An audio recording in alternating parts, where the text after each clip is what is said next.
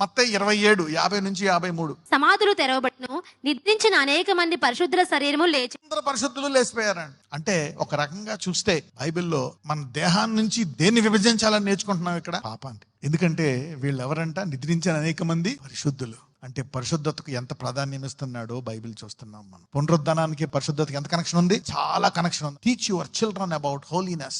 This is very very important. ఇప్పుడు ఏంటంటే ఇప్పుడు చేతిలోనే పాపం ఉంది, మొబైల్ కంటితోటి. The world is filled with sin. మన స్నేహితులు చేసింది, లోకము చేసింది చేయాలనిపిస్తుంది. ఒకసారి యేసుని అంగీకరించిన తర్వాత జీవితాంతం ఆ రక్తముతో కడుక్కొని పరిశుద్ధంగా ఉండాలి. Should keep on focusing on holiness.